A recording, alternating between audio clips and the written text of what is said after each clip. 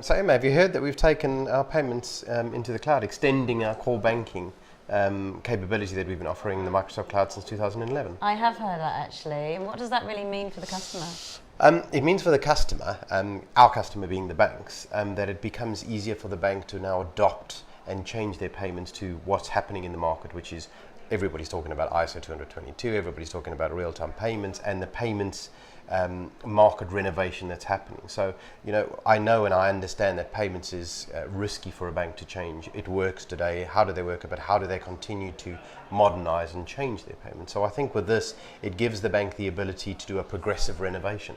They can start moving payments into the cloud progressively rather than potentially break what they've got inside their organizations. So a gradual adoption, it might be at branch level, it might be geographically, so a phased approach, because obviously different regions have different needs. Exactly. So you mentioned that it's an extension. Does that mean that it's more of a holistic approach? That's the ideal way for a bank to work. So if you really want to do proper real-time end-to-end, you should look at the entire process. So it's not just about the payment, it's about the account, it's about the real-time that happens across from the front end all the way to the back end.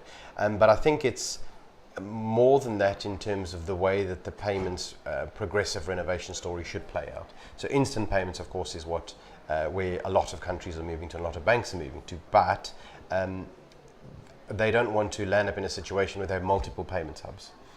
Because we offer high value, low value and instant payments in the same payments hub, it means they can start with a small piece, gradually move the business into that and adopt the entire thing till they are running in the cloud, which is what we believe is the future in terms of banking, their entire payments and even core banking infrastructure. Okay, so if you've got core banking, you've got payments, Payments Hub is embedded into the core banking solutions. So you've almost got one single solution, and then potentially you've also got analytics in the cloud, digital, the front end aspect, and financial crime potentially. What does that mean for the customer? It means for the customer far better service, and the banks can start doing what they do best, which is banking. We're seeing an industry-wide move to the organizations doing what they do best, giving them that function.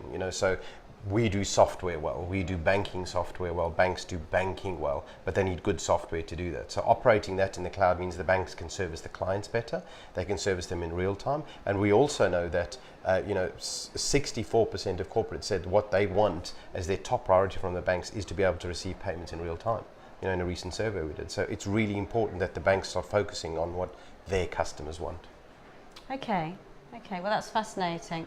So in terms of taking that forward, banking's changing all the time. How does the Payment Hub evolve according to the customer's needs and the market needs? So is it componentized? How does it work? Absolutely. The Payments Hub is completely componentized as number one. It has to be, and the reason it has to be componentized is in order to facilitate the different types of payments that are in the market, you want to call on the component that's ready at the time. But you also want to be able to, as software as a service moves into a new dimension, is change what you're offering. So if I'm offering fee management as part of my Payments Hub, I might keep that as payments today, but it doesn't mean that I can't use that component to help a bank do fees for other parts of the banking business. So really the componentized view of how you are operating your software and how componentized it is means you can gradually start reusing components of the software for potentially other parts of the bank. So you're not having to create fees in the trade finance application, create them in the loans application. You can use the fee component to calculate fees. So back to that phased approach, Absolutely. Progressive renovation, Absolutely, yeah. Which means that the banks only use the elements that they need and it's quick to implement as well. And digital and end-to-end.